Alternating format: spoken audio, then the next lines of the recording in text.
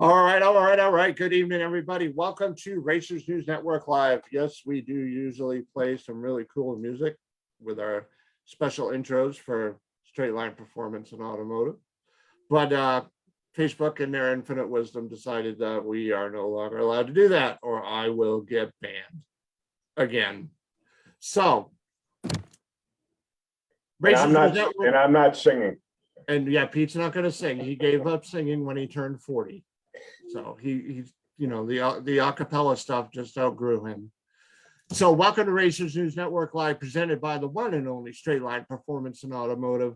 Tonight, we are very happy to have joining us the Stack family, Jimmy and his three boys, who are just absolutely killing it this year in junior dragster racing. A lot of stuff going on that we can chat about. They're going to be joining us at about 10 past or so. Having three young boys and trying to get them all corralled and everything. Yeah, a lot of stuff going on. Obviously, one of the first things we want to kick off with is our new good friend, Will Monroe, is officially home from the hospital, from both the hospital in Baltimore and the hospital for his rehab services. He was only there about, I think, 6 days. So really cool. One of the things that his mom told my wife and I when we went up last Tuesday night to visit him was they read through his file and didn't expect to see what they saw in him and how much he had recovered from his injuries. Obviously, he still has a long ways to go, but they were pleasantly surprised with what they saw. So that was really cool that he wasn't going to be in rehab for an extended period of time. So congratulations. Glad to have you back in New Hampshire, Will. We did make a presentation, myself and my wife Tanya made a presentation. Our ultimate plan was to have Pete come up, but with, getting his race car ready, running a business, and about a 4-hour drive just wasn't going to work, especially the beginning of the week, because I try not to even bother him on Mondays. And it's a good thing he's already bald, because if he wasn't, he'd probably be pulling his hair out every Monday. So luckily he doesn't have little spots in his his still pretty good hair, thank God. Just the gray, which is cool. Deal with that. I can't do nothing about that. But so Will Monroe is home. We have results from Mid-Atlantic .90. They had a makeup race from Saturday when they got rained out, and then they had their other two normal races. So we're going to talk about the results from that. I have both Pete and I have those. We have national event results from the side of the mountain. Of course, I'm talking about Bandimere out in Colorado. One of the things that I wanted to hit on, since we're talking about juniors, Pete, I don't know if you had seen this or not, was they booted one kid from the East Coast Finals for supposedly being out forward of the most forward hoop of the cage. Apparently there is video, there is pictures that prove otherwise, but they weren't, the sanctioning body was not willing to look at those. Apparently they just walked up and said, you're out. There's been a lot of hoopla about that this week, the past 3 or 4 days. So have you seen anything else about that, Pete? No, I could tell you that when I used to drive around and when I had my dragster and I went to, Stephen Rhodes, we always miss you, buddy. When we went to the big bracket races, like I used to go down to Atco and Maple Grove when they had the Bill Mitchell stuff, and I went down to the Moroso 5-day like 3 years in a row.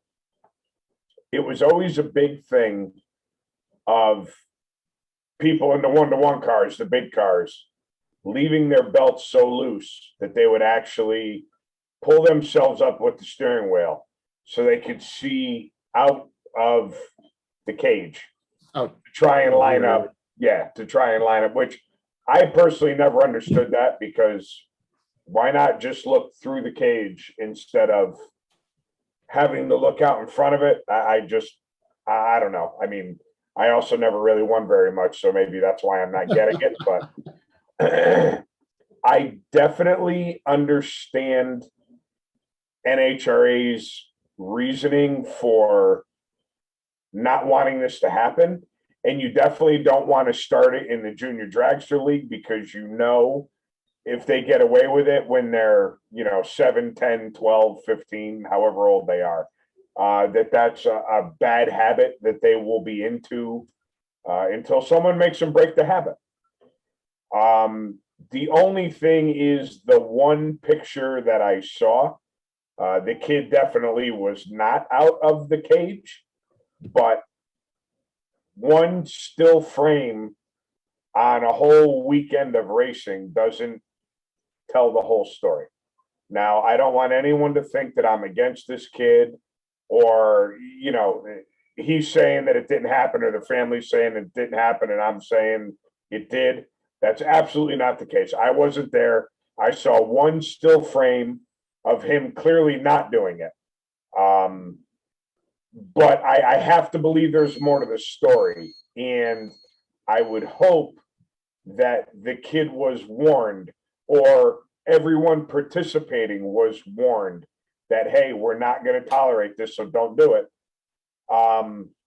If everything was just going and no one heard of anything, and all of a sudden NHRA came up to that one kid and said, hey, you're out, I don't know that I necessarily agree with that, but I'm also not going to be the one that gets sued if, God forbid, one of these kids gets hurt with loose belts or whatever. So it's tough. It's right. The other thing, somebody else brought up a good point.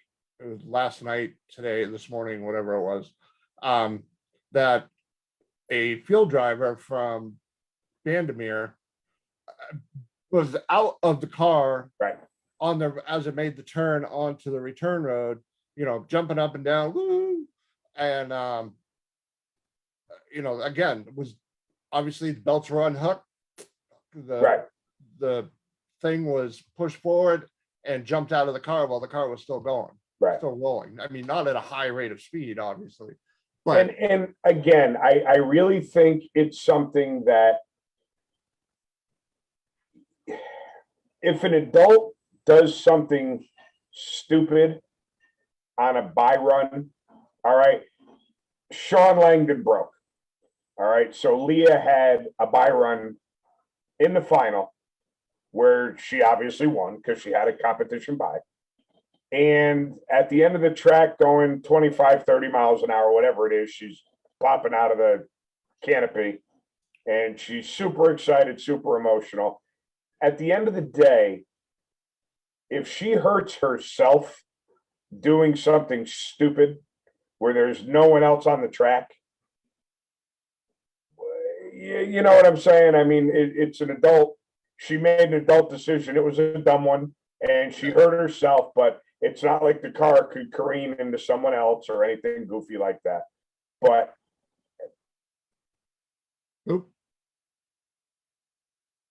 why do you always freeze with the funniest looks on your face? All right, everybody, Pete froze. I'm sure he will. I'm keeping a very tight leash on the kids. Yeah, because you're the parent. You're responsible. She's right. a however old woman. She, late 20s, early 30s, right. old, female, and she hurts herself. She's got nobody to blame but herself. Exactly. And she's not, if she hopped out of the car, or, she's up cheering and screaming and yelling when there's another car on the track beside her, I could see an issue. But knowing that she had a competition bye, no one else is on the track. She's literally the last car down the track for the event. Right. To me, it's not apples to apples if you're comparing the two. Now, one thing I will tell you, and I don't know if you remember this or not, I'm sure somebody will. Greg Anderson got into a fair amount of trouble a couple of years ago for, I believe it was flipping his visor up and possibly removing his gloves while in the shutdown area. Yeah.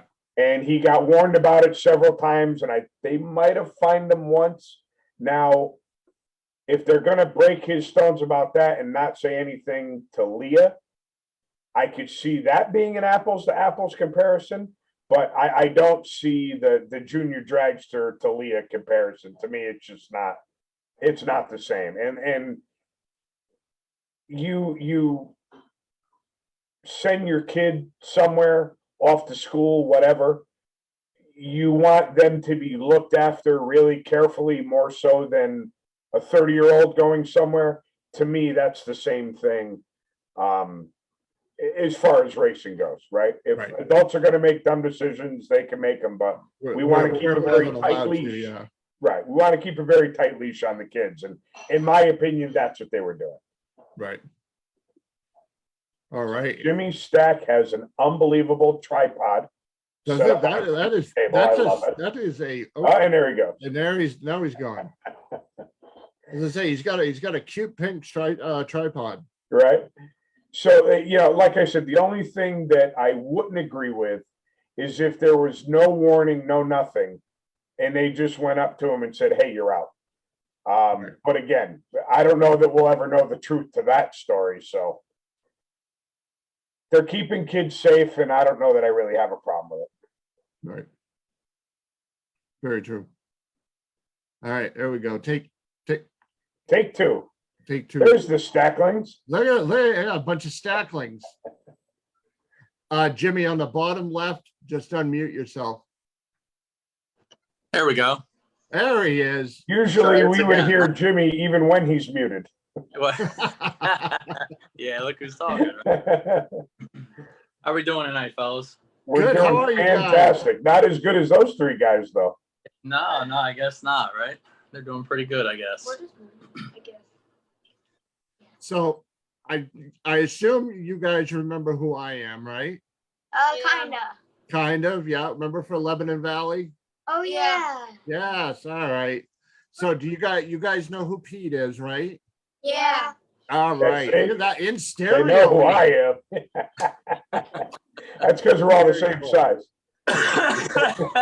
I'm glad you said it. So it's Jimmy and the Stacklings, right? That's what everybody's been saying. Yeah, that seems to be the phrase floating around now. Yeah, the Yes. Stackling. TV show Jimmy and the Stacklings. I like it. Stacklings, yeah, that'd be a good kids show, yeah. What a show it would be, I'm sure. The Stack Attack is back, Jack. So, Remember Mighty Ducks? Jimmy and Pete would probably. oh, that's right. Yeah. That's right. I do Remember the remember Quack that. Attack is back, Jack? There we go. So this whole thing started, you and the boys being on the show Right. with the success you had earlier in the year. And you had reached out to me a couple of times and said, you know, when you announce the winners, you think you can mention, and forgive my ignorance, but I don't know, you guys win so much. I don't know who's winning, who isn't. But it's actually gotten to the point where you guys have done so well this year, and you've done well in previous years too, but you did so well this year that I honestly felt as though just mentioning your names wasn't really good enough. If I could be on the show and I hardly win at all, I think you guys definitely deserve to be on the show with what you guys are doing. Is that why you host? Co-host? I have to have my name on it, otherwise I can't be on it. What do they say? Any ink is good ink, right? I spend about $50,000 a year in sponsorship just so I could sit here. Yeah, You do? Yeah, I know. Who's that money going to? So, Jimmy, I'm going to keep this pretty simple. Okay. Start out with the beginning of the year in the first couple of winners, and how has the year progressed? Give us the ages and the classes, and take the ball and run with it. Well, we just got a later start than usual this year because they had some sports things going on, and so we missed Cecil, and there were a couple other things that had, just popped up. So we actually started at Maple Grove with just one car, and that was with James. Yeah. And everything went good there, and time runs were good. And actually, time runs struggled a little bit. You know, they got to wait on that bottom yellow. You know, and so in the younger kids in the 6 to 9, I have the cars set up where as soon as they see the bottom yellow come on, they can hit the throttle and they should be pretty decent on the tree. Right. But when James moved up, he has to wait on the bottom yellow now. He can't just go when he sees it. So Or he'll go red. learning curve for him. Right. Maple Grove, he kind of struggled a little bit. I think he was way red the first one and then not as red the second I run. was like 36 red the first run and then 20. Well, there you go. 36 and 24 red on the 2 time runs.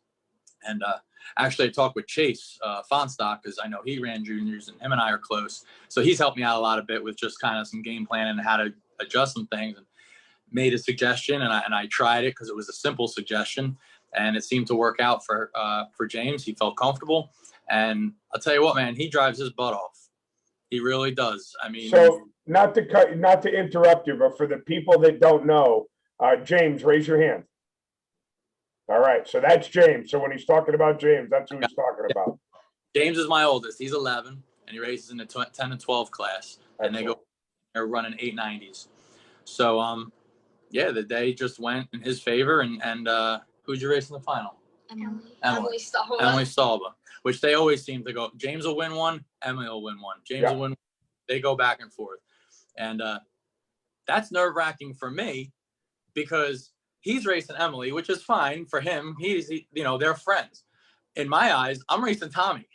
Yeah, exactly. You know what I mean? Yeah. So, Yeah. Or Karen. Tommy or Karen, take your pick. Both of them are rough. Exactly. So she's really good too. So I'm like, dang, it's like, what do I got to do here? And, it worked out in our favor, and he was able to turn a win light on, and I jumped through the moon like I do every time when the kids win. And so that was Maple Grove. Where'd we go next? Lebanon Valley. Then we went to Lebanon Valley. And Lebanon Valley, it was actually a blessing in disguise. It just eased my way into the year. So I started with one car, then went to Lebanon Valley where I had 2 cars, and that's where Evan's first race was. And again, the same thing. He, did his time runs. Everything went as planned, and I think he went out first in the finals, and he was able to get the win there. And then and James, the car was way faster than we wanted it to be all day. I just wasn't going to keep throwing weight at it while I'm trying to dial the car, and Sure.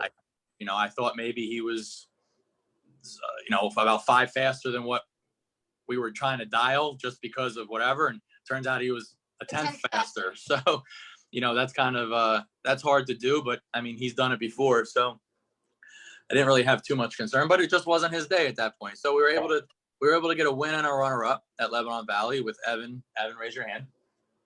And Evan's 8 in the 6 to 9 class. Yeah.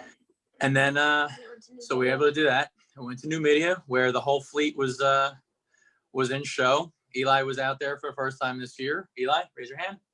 Eli's 10. Well, unless you raise your hand, there was only one left, Jim. Sometimes people aren't paying attention. There's going to be a quiz on this later. So, and you know what? And at the end of the day at New Media, everything went well. The cars were good, and the cars were really good. And we ended up, Evan and Eli raced each other in the final in the 6 to 9 class. And just so happened that it was Evan's day again to grab it that time. But nothing to take away from Eli. He did exactly what he's supposed to do driving wise, and it just didn't work out. Yep. And James went out and killed it again. And I don't understand how it happens sometimes, because I got 3 cars I'm thinking about. I got 3 kids asking me what we're dialing and how we're going and who they're racing, and I'm trying to keep up with everything and making sure we don't miss a run. Every win is just as amazing as the last one. Yep. And it just makes me shake my head. And even going back, when I go back in stats, I mean, James has been doing it longer, and his car now, the 890 cars are much more predictable and easier to dial and all. And one Cecil at last year, started this year off with the win, went to a runner-up and won another. So kid's been in 4 finals and has won 3, since the end of last year, which, I mean, that's an impressive stat, and I don't know how it keeps happening, but he makes me look good. They all do. They all do. I pull my hair out, as you can see, don't have any. There's a reason for that. But for sure, they definitely make me look good, and all the work that goes into it, they make it worthwhile 100%. I do it every single day. So I will tell you that I'm going to try and say this without sounding completely corny, but there's throughout the years, you see stuff that when you see it, it just makes you feel really good. Like for example, earlier this year and up to now, the outpouring of support for Will, right? It's just like you know the situation and you see it and it makes you feel good. Right. I got that same feel good feeling when Diane presented the trophies to the 3 boys in the winner's circle in the media, right? I mean, that's one of those things that you watch and you're like, you're just happy for everyone involved, right? The kids are like ecstatic, you're ecstatic. Anyone that's ever helped, the grandparents, you name it. Oh, yeah. Everyone's ecstatic, and there's a lot of moments where you're involved in this sport and you feel like literally just taking your head, putting it inside the trailer door and just repeatedly beating yourself with it. That's every weekend. It's very true. It's very true. And then there's moments where you watch a video or you see something and you say to yourself, this is why we do it. Exactly. And unfortunately, those moments are usually a lot less than the ones where you want to beat your head in a trailer door. But it's just the little guy loves that one. But it's true. You see stuff like that, and I'm so glad you posted that video because even though I had absolutely nothing to do with it, it's a reminder as to why we do what we do. Well, I appreciate that. As satisfying as new media was to have all 3 cars in the final, which getting 1 in the final is an accomplishment in itself. Right. Getting 2 is completely impressive, and 3, I don't even know how to explain it. Yeah, it's ridiculous. But where it was like bittersweet for me because, Eli and Evan are running each other, so obviously I want them both to win. Sure. Obviously, I know that both can't that cannot happen. So when they're going down the racetrack, I'm standing in the middle. And I, I'm super happy for Evan, but at the same time, I still feel that same disappointment for Eli as if he was racing any other opponent. Sure. That wasn't his brother. And I'm still trying to figure out, it drove me crazy all week. I'm still trying to figure out like, okay, how could I have had him win? What could I have done? What could he have done? I could have been 42 or better on the trip. Oh, there you go. He could have been 42 or better on the trip. Keeping track, but that disappointment, because he was disappointed and rightfully so. Sure. No reason not to be. But I was trying to explain to him, like, I'm just as disappointed as you are because you lost. You're still my son. You're still my car. Right. I still want you to win, even though Evan won. I had that too. It was just a very awkward, strange thing to kind of. Sure. I never had to deal with that before. They've raced in eliminations before, but the next car goes out on to their next round and continues on. So you have that. It was a little different in the final, as far as that was concerned. Just sit straight. The good news is when you guys are as good as you are, if you raced each other 10 times, you'd probably be 5-5. It's a coin flip. And, this time it landed on whatever you called, and the next time it'll probably go the other way. But just the fact that you guys made it that far, it's super impressive. You have to excuse me because you say as good as you guys are and all that, and probably more talking to the kids as more so than me. Oh, yeah, no, it had nothing to do with you. Exactly, but it's like an awkward. It's like almost a strange kind of I don't even know a statement to receive, because I just think we're average racers going out there doing what we like to do. And I mean, I know I'm not naive. I know the success is there, and we've proven that we do well, but you and I both know how humbling the sport is. So, I'm very, very grateful, and we are all very fortunate to be able to have the success that we've had from year one with James when he was the only one racing until now. And it does put me in it. I'm like, all right, thanks. I appreciate it, because how do you respond to that? It's just be grateful that people recognize you and, not try to be that guy that nobody wants to pick your head up, please. And, be that guy that nobody wants to talk to or hates to race. I mean, I hope everybody doesn't want to race us. That's a good problem, but in the respectable kind of way, Listen, at the end of the day, my opinion has always been you have to work hard, you have to be good, and you have to have luck on your side. And if you keep working hard and you're good, the luck is going to come. And there's no question about how talented the boys are. There's no talented about how hard you all work. It's bound to happen, right? I mean, you ride the wave, and there'll be weekends where all three of you won't get out of the first round. That's right. Law of average, it's going to happen. So you keep working hard, and you put the feeling that you got at Numidia in the back of your brain, and you keep trying to feel that feeling over and over again, and you'll be back. You'll definitely be back. Yep, hopefully it won't be in Super Street against me, but you'll be back. Well, you'd have to go racing with a car for that to happen. This is a very good point. Yes. Pete has enough issues with that's right. After they won, I said, screw it, I'm never even driving right now, the difference between you and me is just height and a motorhome. That's about it. As long as you got water in the tank, we're good, buddy. Yeah, exactly. But, Pete has a tough enough time as it is trying to dodge Taylor Nobile in the rounds. Oh, God. Just my luck, the year that she's not driving, it takes me like forever to get my car out, right? Yeah, right. Yep. But, that to your point about putting the hard work in, and I keep trying to explain to them that, practice in the practice tree is important. And, that's the only way that they get to practice, is with the practice tree, So we actually went to Cecil County this weekend for Rob's race, and we did a little testing on the track there and kind of learned some things and, kind of try to build their confidence even more and get that squared away, for what they felt maybe they were lacking in. So we're sitting here cracking up because Chris and I are reading the comments. Oh, God.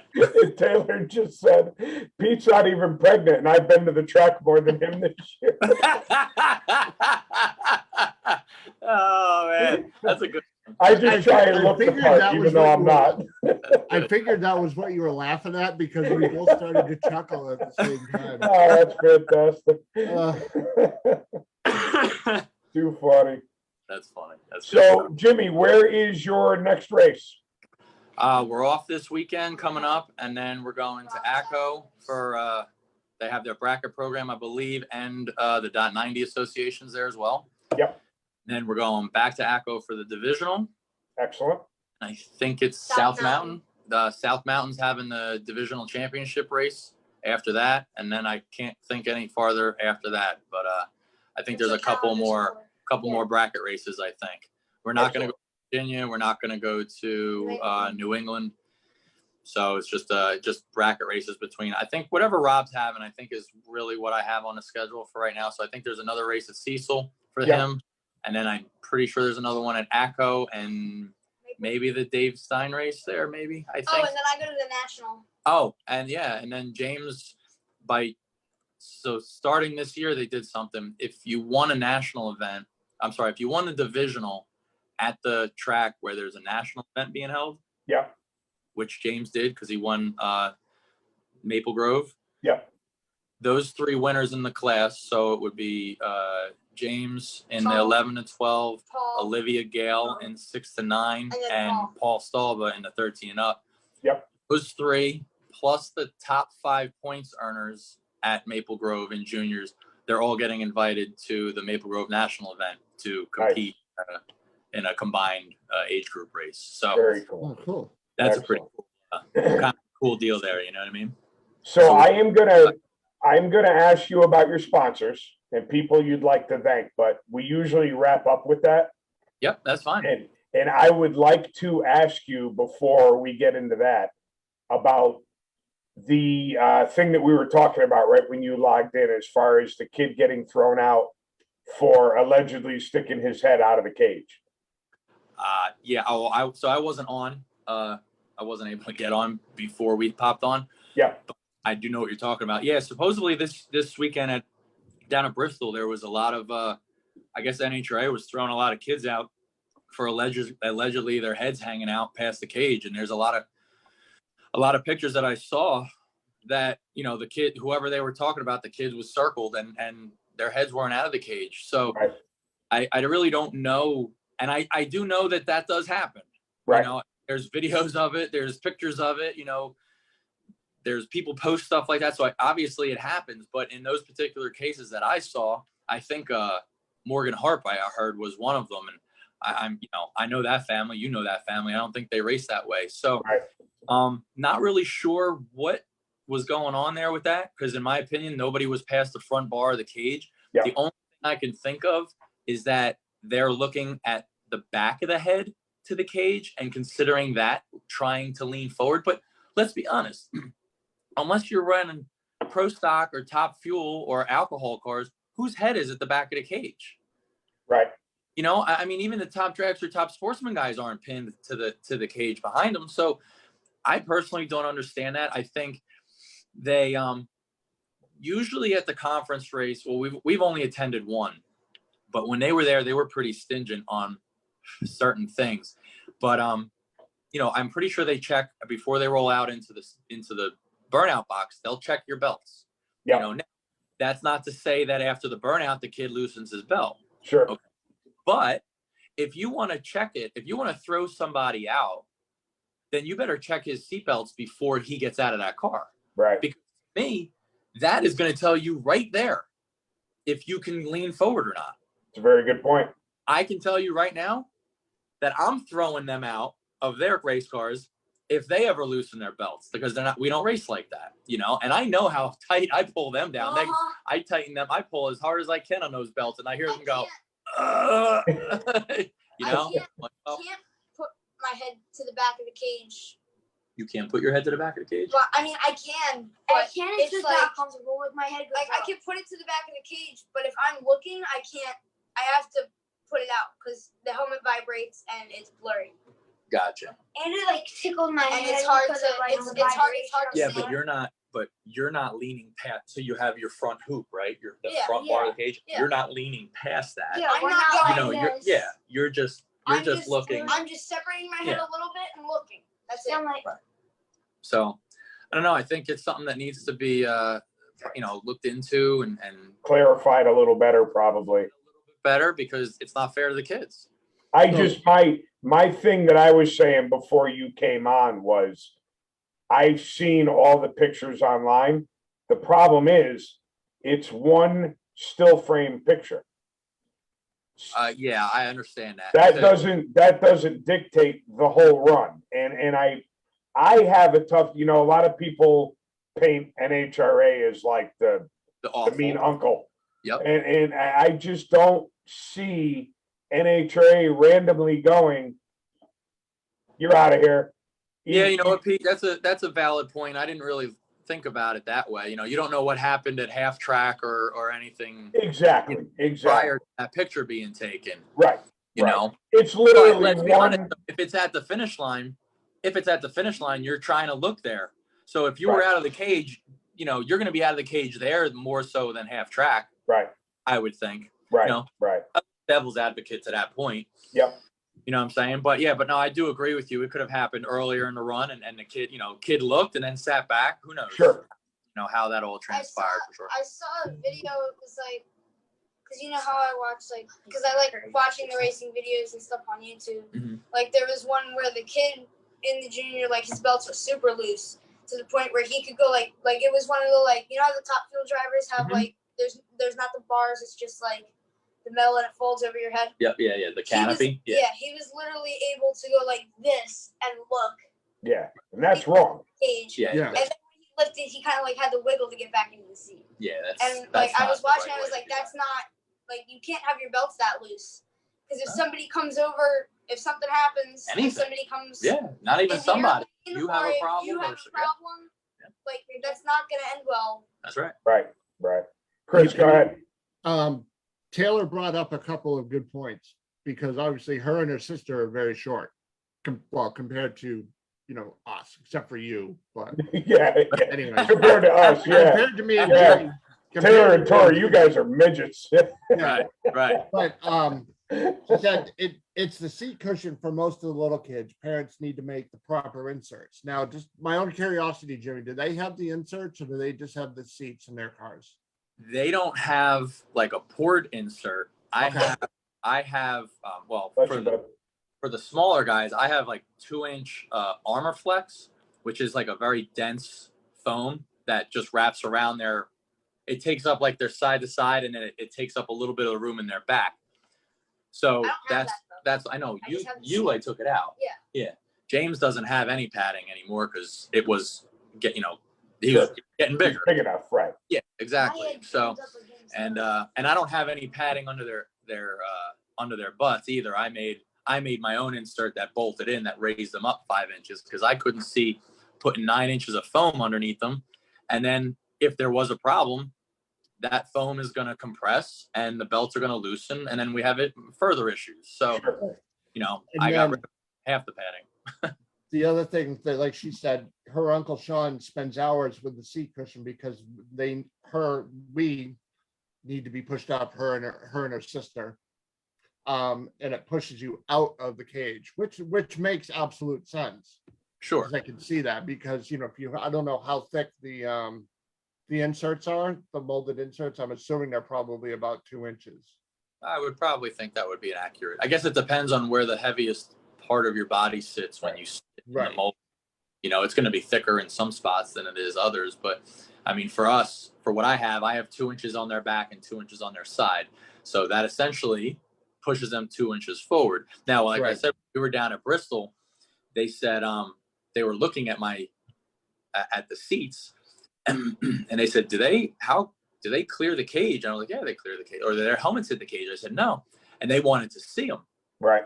Okay, so I had to put their helmets on. I had to put them in, and they sat, and their heads, the top of their helmets hit the cage, and they said they can't race like that. I said, well, they're not tightened yet. He's like, well, what do you mean? You're not gonna. I said, they don't listen. When I tighten them in, it sucks them down into the padding, and then I have my clearance. And I actually had to show them. I said, I have to tighten you in, dude. He's okay. So I strapped them in, and I pulled the belts tight, and I had the clearance. Maybe I had to take out an inch foam under the butt, but that was about, but they were very stringent on that. About you have to have a minimum of 2 inches between the top of your helmet and the top of the cage too. And that was my point when we were talking about it. Is to me, I don't even have a kid running a junior dragster, but to me, it's very important that they keep a tight leash on these kids and that they make sure safety is paramount. Yep. If we're letting kids hang out of the cage now to drive the stripe, what's it going to be like when they're racing super comp or a high dollar bracket race or whatever? Yeah. I think it's very important to keep a very short leash on them. Oh, 100%. I couldn't agree more. The sooner you start those good habits, the harder it is to break them. And that even goes as far as the neck restraints. When James started, we had decided, like, I'm not doing a neck collar. I'm going to buy him a head and neck restraint. Didn't you run with a neck collar at some point? I used to. All of us ran with a neck collar for years. I didn't. But when you started, we said no neck collar, and we're going to do the neck restraint. Now, at that point, it wasn't mandatory. Right. So they ran, I think James ran his first year, and then Eli started the year after or something like that. So a couple of years, they had already been running the neck restraints and nobody else was. Yeah. So they didn't know any different. Everybody else was complaining because they're like, oh, I can't see, that it's uncomfortable, it's this and that. Well, mine didn't know any different. So it is important to start the good habits early so they don't know any different. You know what's a good example of that, Jimmy, is, well, you're younger than me, obviously, but Obviously. I hate you. No, you don't. Chris, you could probably relate because I'm clearly younger than you. Yeah. Getting in a daily driver wearing a seatbelt. Right. Yep. Right now, we weren't required to wear them as kids, right? And I probably spent 35 years of my life never wearing a seatbelt. Now, our kids, I wear my seatbelt every day, but it's still not natural to me, right? I still get in and I get the thing and I'm like, I'll put the seatbelt on. Where my kids will get in because that's how they were raised, and it is automatic. Sometimes they clip it before they even shut the door because they were told from day one, you got to wear your seatbelt. And that's the same thing with drag racing. Yep. When my son was still car seat age, he's almost 19 now, but when he was car seat age, I put him in, buckled him into his car seat, and I was one of those crazy parents that I went out and I bought a 2-inch racing lap belt, and I had it bolted with 1/2-inch bolts, 3/8 plates, about probably 2 inches square, through the floorboards, plus the harness in the car seat, Right. and the seatbelt. Driving down the road one day, I never wore my seatbelt at that time. Never. Refused to wear it. I don't need a seatbelt. I'm, whatever. Driving down the road and out of the corner of my eye, I see him moving around like this. And I'll be darned, he was trying to unhook himself. Really? He looked at me, and I looked at him like, excuse me, what do you think you're doing? Yeah. He's like, Daddy, he goes, you don't wear your You seatbelt. don't Why wear should I? I'm like, you little bugger, you just reverse psychology me. Jedi mind trick on you. Since that day, I've worn my seatbelt. I got away from it for a while, but I've definitely gotten back to it now. When they started racing, when we first got James' car, I was, it's nerve-wracking because it's a kid driving a race car who's never driven a quad or a bike or, dirt bike or anything like that. So I had them practicing in the street, and I was, everybody made fun of me, go to Jimmy Stack's, junior drag racing school because, whatever. But I had, I was like, dude, what'd I do? I stuck like the helmet cover in his visor area of his helmet. So that way he could know where his switches was. He could get out of the car at least without Right. able to see. God forbid he got, a fire or dirt in his eyes and he couldn't see, had an accident, you got to be able to get out. And I all three of them, I did that with them, It's just, what? You can say something, true. So you were teaching me how this is a true story. This is a true story. You were teaching me how to get in, buckle my seatbelt, and then unbuckle it as fast as I could. Mm-hmm. We were almost done, and you went, fire! That's right. I did do that. And I freaked out. I was like, what? Looking around, and he was like, it's just a drill. Unbuckle your seatbelt. So Yeah. That's awesome. But I wanted the full effect. You know what I mean? Outside of setting them on fire. Yeah.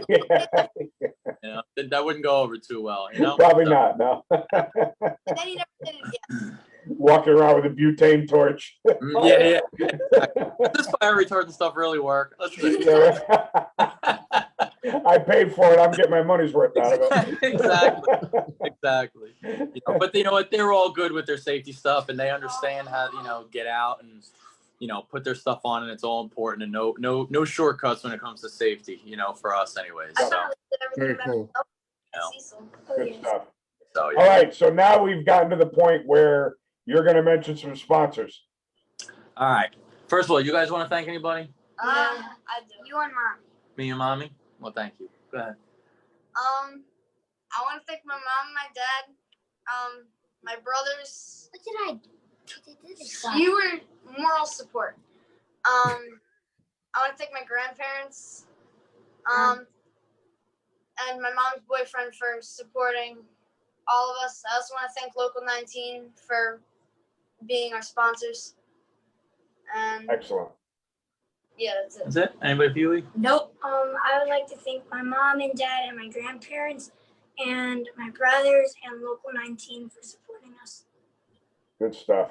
You're good, right? Ab? Yep. Yeah. So just a quick, a quick, short, long list. I just want to thank Sheet Metal Workers Local 19 for their support this year. They've helped us out a little bit. Rich Prizer at Prizer Racing, he's put up some extra money that I've been glad to accept. And fortunate enough to accept the past. That nice shirt. See that? I got one of them somewhere. Not bad, huh? I don't have that fancy one. I got the old stuff. I had to go down to Florida to get this out of his cabinet. Hey, you had to go buy a house to get that. Right?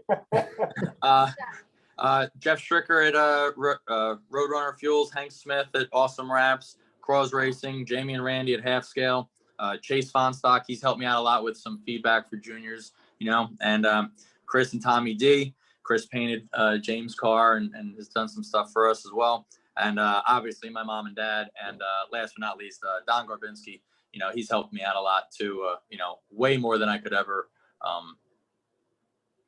repay over the years, of having a relationship with him. So just wanted to throw those names out there real quick and just say thank you to everybody and anybody I forgot. I appreciate, all the friends that, Pete, yourself as well. And, everybody else along the way for all the support and help and advice. So thank you.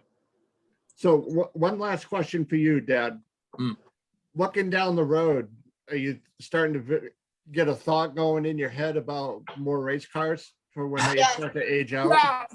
More race cars. Yes. It's been going around my head since I started. I know we talked about this originally at Lebanon Valley, but I'm more interested in Dad's future thoughts. If you could look into your crystal ball, what do you think? What do you have to My say? crystal ball doesn't have a race car for me, I don't think. It would have to be your crystal ball would have to have a winning lottery ticket in it. I keep trying to get hired and nobody knows. I'm unhireable apparently, but no, honestly, I don't know. I think it's just going to be a year by year kind of thing. See how everything progresses and where I am, with my living situation and financially and all that with the kids and stuff like that. A part of me wonders, like, I think 13 they can do junior street, 14, 15, something like that. I don't know what junior street, so like when they get to that point, do I buy another junior dragster because he grew out of it, or do I invest in a bracket kind of car, something that he can do junior street and maybe I can mess around with? There's so many different avenues, to be honest with you. You can go Junior in, Street. you just have, I know junior street. Yeah. It's really kind of hard to say. So only time will tell with that question, Chris. I think if you weld two junior dragsters together, you could come up with a super comp car, right? Yeah. I know maybe. someone that could weld. Maybe. I'll have to call Chase. I'll have to call Chase. So we'll see what happens. Who knows? Right now, I don't have my own stuff, but I have a lot of fun doing with what they're doing. And even though it's a lot of work, actually, the worst part about the whole junior dragster thing is picking them up and putting them on the tow dolly. That's the worst part of the whole thing. It's like 50 times a weekend or whatever. They get heavier towards the end of the weekend, don't they? Yeah, yes, they do. Yes, He has ribs on his legs from lifting. yes, they do. But one of the things that I've always heard, like parents like Pete that don't have a kid in the junior program, or even like Rob Keister says it all the time. He goes, I sat back, he said it a couple of weeks ago. I think he was talking about D. Pascal. Watching him just, he's running around, getting his cars ready, getting it, and then getting, what's he got, like 17 kids with junior dragsters? I think he's got one more than I got. Yeah, I think apparently Keith Mayers and Jeff Fisher say I have like 8 kids. So Chris has got to have at least 10 or 11, But they always say, I'm exhausted just watching you guys.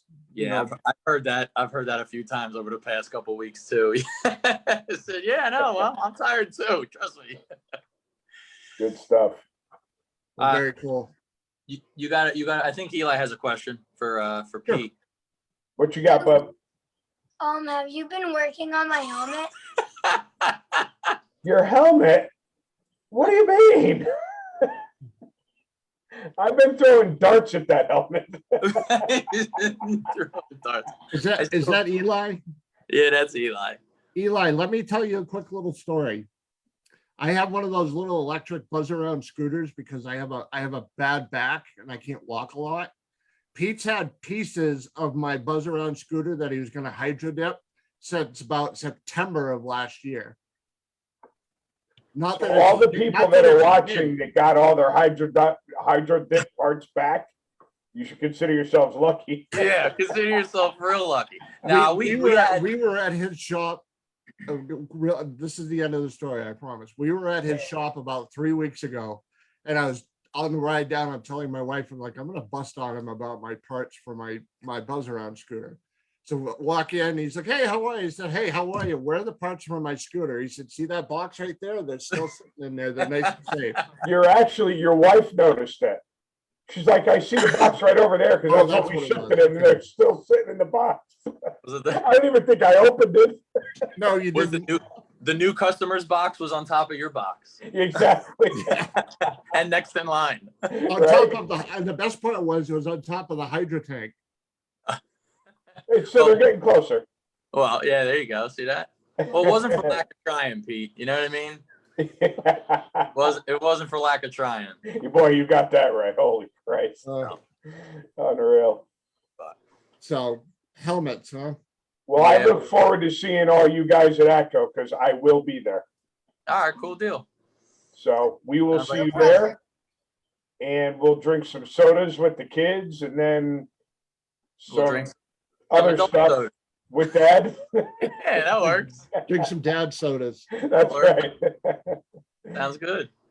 Well, Awesome. we appreciate you having us on. It was a good time, and hopefully we have some more good news to report. In the rest of the year. You know what I mean? Absolutely. So, All right, guys. fellas. Thanks for coming on, guys. Thanks Thanks for for coming out and having hanging out. Yeah, we need ice Thank cream. you. Say it. Jimmy, be good, buddy. You too, guys. Later. Have a good night. See you later, Jimmy. Dad, can we go? Very cool. That was fun. So I have Uh-oh. results from the .90 stuff. Yep. Which I actually think I might have had them memorized. And if I can't find them, Jimmy actually texted them to me. There it is right here. Okay. So .90, I believe it was race 3 and 4 of Rob Keister's .90 Association. As we mentioned, I believe the semifinals and finals got bumped to Sunday because of weather. With Super Street, I will be able to wrap up both winners with one name. Anyone want to guess who that is? Taylor Nobile. No, not this year, probably next year, but our man that drives the Porsche, Shocking. Mr. Keith. Yeah, he's a bad dude. And did you saw the I don't even know what they call the segment, but when they interviewed him. Oh, Joe. Yeah. Thank you. Yes. Yes. Yep. Yeah. Yeah. He did the interview with oh my God. Keith Mayers. Yeah, but I'm trying. I can't. I'm having a stupid moment. What's Joe's last name? Is it Costello or? Costello. Thank you. In the pits is what. Yes. Yep. But yeah, they had a really cool interview with Joe Costello. Went up and interviewed Keith about the Porsche and actually about the Redneck Renegade too. Yes. Yeah. He got both up on there. I hate to say it because the Porsche is cool and all. Yeah. But I think the Redneck Renegade interview part of it was even better. It's pretty cool. It's definitely pretty cool. So he actually won Super Street both days, Saturday and Sunday. So that covers him.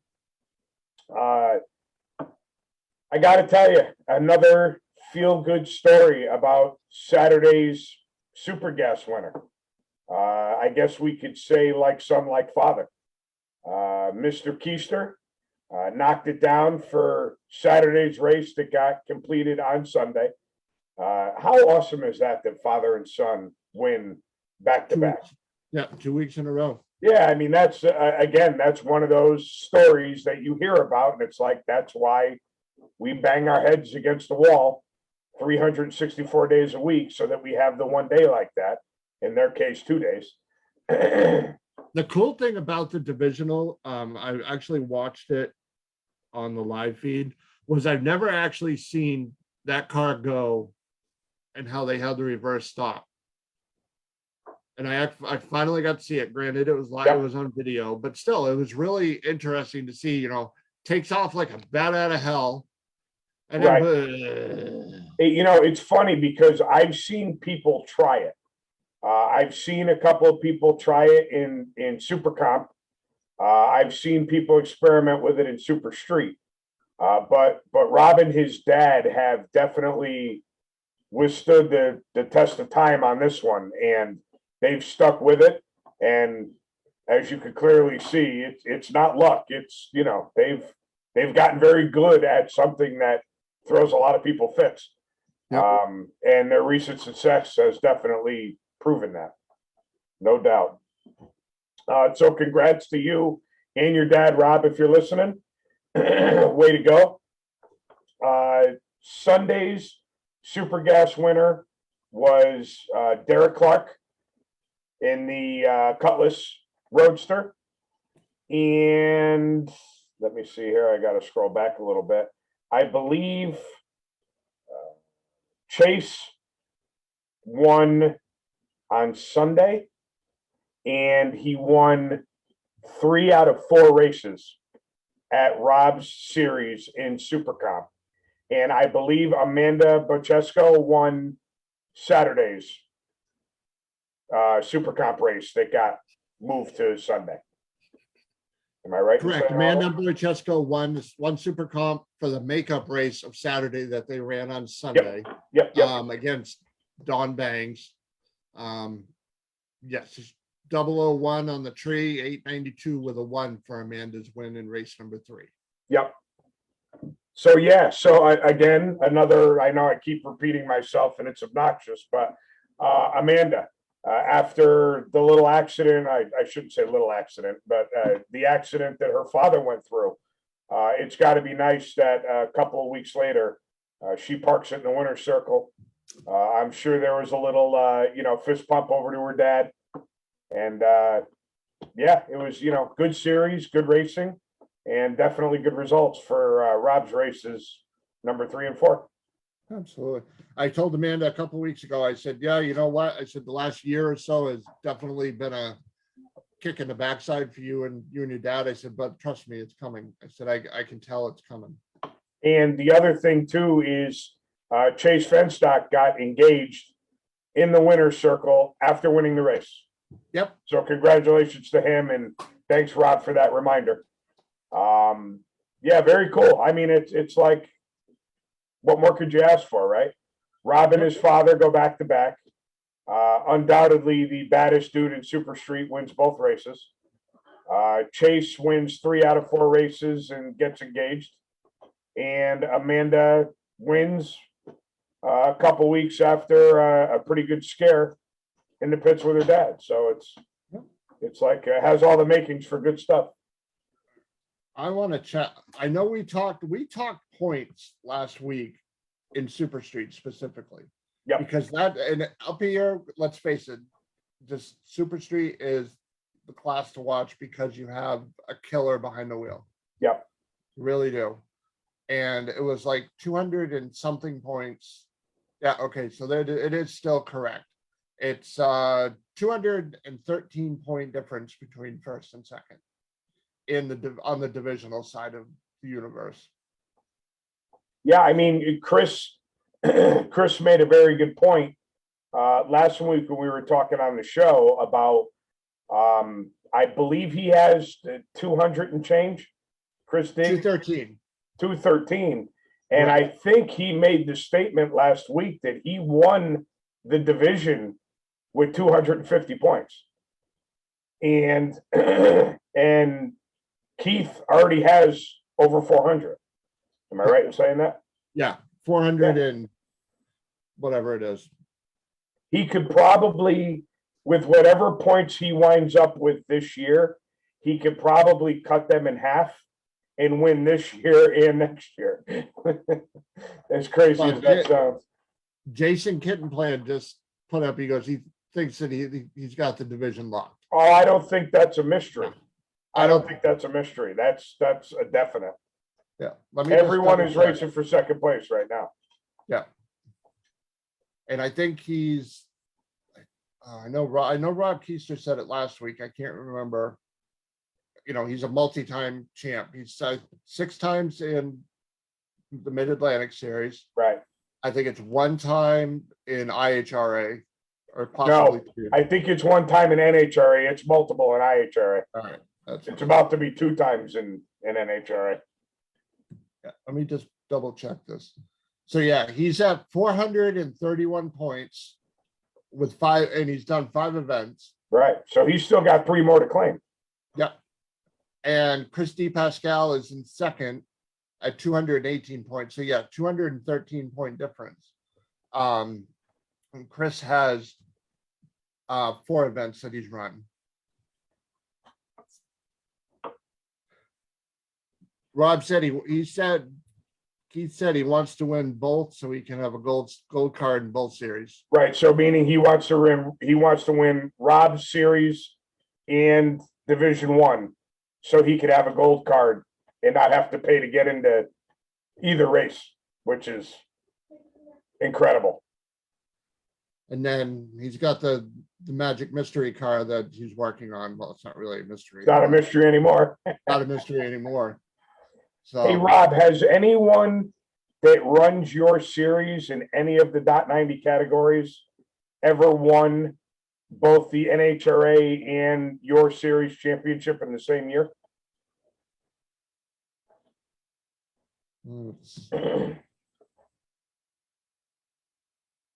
I know Matt Sherman in Supergas is a multi-time winner. And I know he won the division, just not sure if it happened in the same year or not. Earl Nichols, also a multi-time winner. I'm not sure if he ever won the division for Division 1 though. Jason, you put up 7 times. I just want to make sure what series that is. If you could just clarify that, please.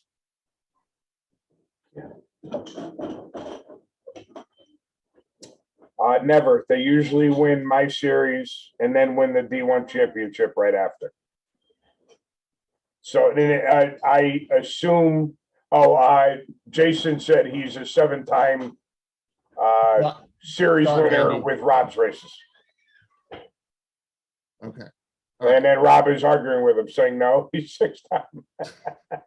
Get your story together, guys. Maybe Jason is counting this year. Possible, yeah. Yep. I assume he's got a commanding lead, especially after this double up. I have actually the point. I have the updated points. Give me 2 seconds here. Updated points for Mid-Atlantic top 90, I should say. All right. Updated points for the VP Racing Fuels Super Comp Mid-Atlantic .90 series. As we've pretty much already talked about, Chase Fonstock with a commanding lead, 368 points. He's in first place. John Martin is second with 218. Rich Leone, I'm not sure if it's Leone or Leone, 207 points in third. Amanda Boychesko, 4th place, tied with Rich Leone at 207. Number 5, Ash Senth, 186 points. Number 6, Kathy Smulligan, 184 points. Number 7, Billy Loveland, 175 points. Did I say? I'm gonna make. I think I screwed up. Kathy is at 184 points. I think I said 174. 3-way tie, 7th, 8th, and 9th. Billy Loveland in 7th. John Bruzo in 8th. Don Bangs in 9th at 174 points. And bringing up the rear at 10th place, Jeff Levisi Jr., 173 points. VP Racing Fuels Mid-Atlantic .90 Series Super Gas. Number 1, Derek Clark, 265 points. Number 2, George Smith, 219. Tight Number race. 3, Rich Price, 208. Number 4, George Stack, 188, tied with Big Daddy Bob Keister, 188 as well. Number 6, George Donhauser, 176 points. Number 7, the Jakester, Jake Barbado, 175, tied with everybody's favorite Facebook personality. And I say that in all seriousness. Charlie's an awesome guy. He really is.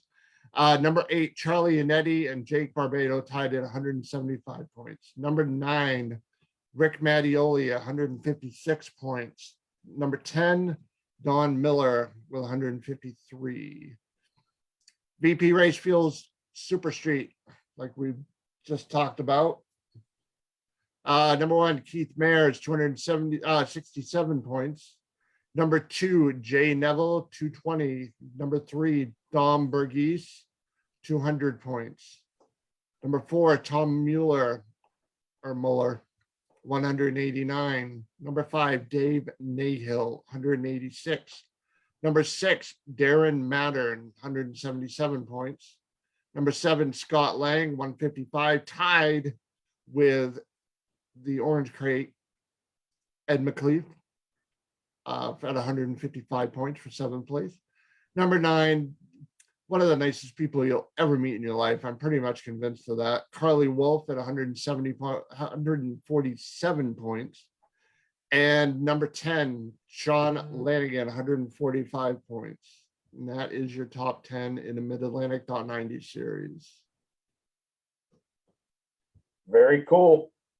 All right. Yes, Last there's thing a- on our agenda. Did we get, all right, I wasn't paying attention. Did we get the 7 and the 6 figured out? Yes. Okay. Rob says 6. Jason says 7. And I'm going with what Rob says because Jason is kind of clueless. You know what? I'll go with 6.5. Yeah, there you go. I always I'll- split the difference. I'll say 7 after this year. So technically they could both be right. Now Jason has changed his answer. It is 6. Okay. All right. He caved to peer pressure. Yep. Always stick to your guns, Jason. Don't ever That's give up. right. Never surrender. All right. So there was a national event on the side of a mountain this past weekend.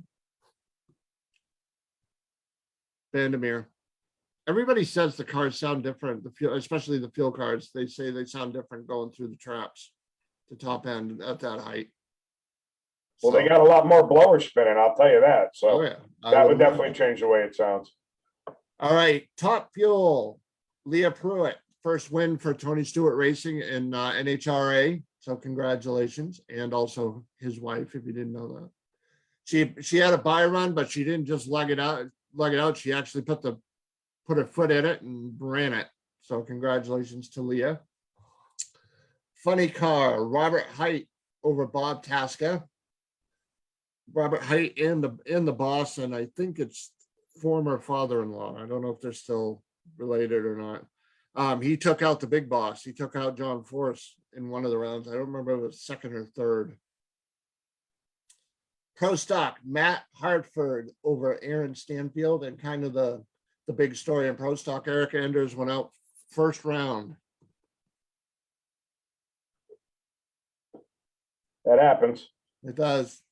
Pro Stock Motorcycle, Matt Smith over Joey Gladstone. Super Stock, Tyler Wudarczyk over Bill Jenkins. Am I the only one that has a flashback when you read that name, Bill Jenkins? Yeah. Or back to my youth. Flashback Yep. to my youth, I mean. Stock Eliminator, John Bremer defeated Jay Story. Super Comp, Marty Simpson over Todd McCann. Do we dare talk about the first round in Super Comp in Vandermeer? I don't even know what happened. It was the first round runner up. Oh God. Oh boy. No. He's probably not digress. even listening, but his spidey senses will be tingling. I'm not saying a damn thing. Somebody will message him. They were talking trash about you. Yeah, right. It'd be like, what else is new? All right, Super Gas, Chris Whitfield over Ray Schoenman. Top Dragster, Chandler Thiessen over Daria Bang. Top Sportsman, Dave Scott over Wade Kiefer.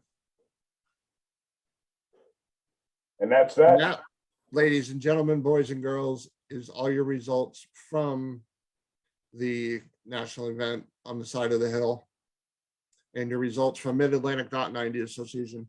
I just wanted, before we bug out of here, I just want to throw this out. Again, a reminder, Will Monroe is home. He's back at his residence. Yeah, not even New Hampshire home, actually home. Yep. He is actually at his physical home with his fiance and his family in western part of New Hampshire, where they live. So very cool. Glad to have him back. I had the chance last Tuesday to go up and meet Mom and Will. That's the first time I met them. Dad was there. I had met Dad 3-4 weeks ago. We made a presentation to them. It ended up being just my wife and I, because Pete, obviously, he's basically 4 hours away, and we went in the evening, and it just would have been not worked out well. So that's all right. But we made a nice presentation to them. Typically, I'm not an overly emotional person, but I will admit that it made me choke up a little bit presenting what we had to give them. It was a really cool experience. I've never done anything like this in my life. And it was awesome to actually look him in the face. And, I gave it to Mom because obviously his hands are, not quite there yet. One's bandaged, the other one, he just had the pins removed. So he doesn't have a lot of strength in his hands yet, but he'll get there. He's, again, it was a really cool experience. I told him, I said, don't ever make me do this again. Yeah, exactly. So we will, Right. but I don't ever want to go through this again. Yep. It was an awesome experience, and very, very, very, very stressful at the same time. Just keep everybody happy. And again, we came up with this idea at 6:30 at night, Tuesday, May 24th, another date that's going to be burned into my brain. Yep. And before we even had the first box of shirts, it was sold out.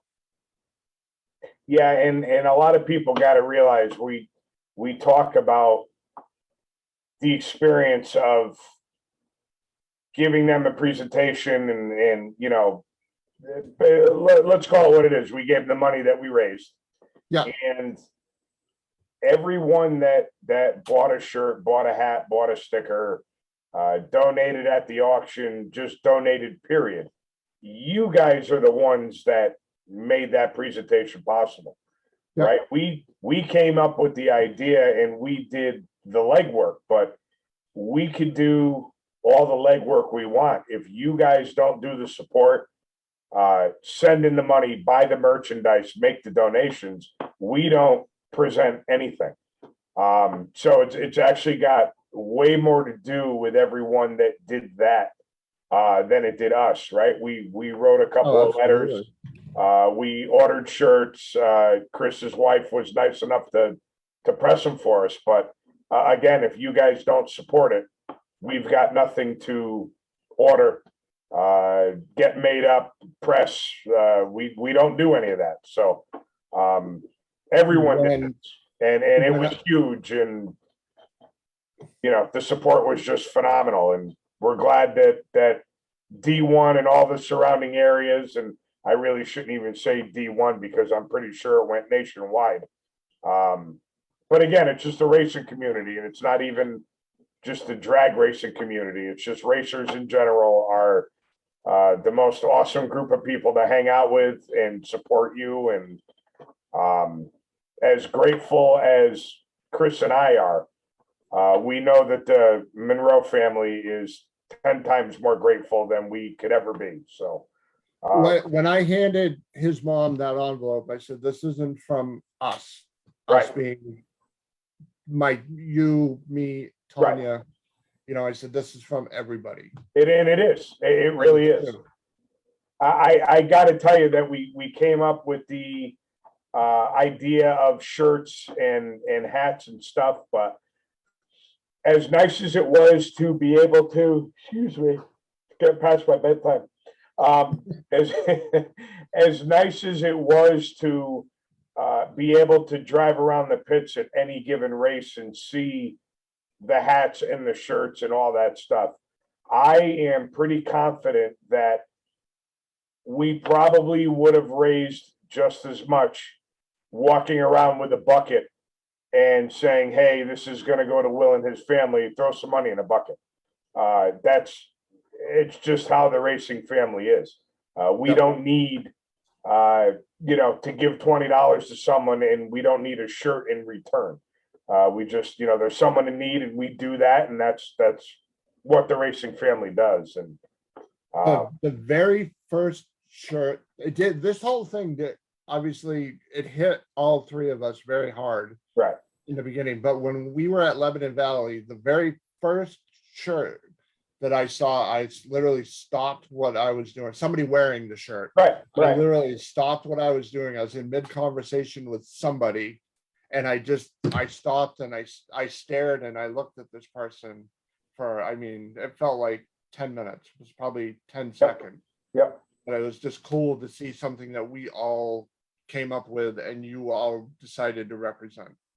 So what was really cool for me, I had gotten to Lebanon Valley before you, and there was originally shirts were going to be for sale at my trailer until I wound up parking all the way in the back.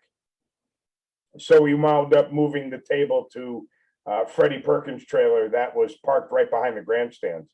And for me, my wife and I driving around on the golf cart, and people that I didn't even know knew me, and they're stopping me saying, hey, you got those shirts for sale?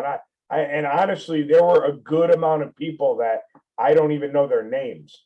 But they knew who I was, obviously, through the show, and they were stopping me to say, hey, when can we get a shirt?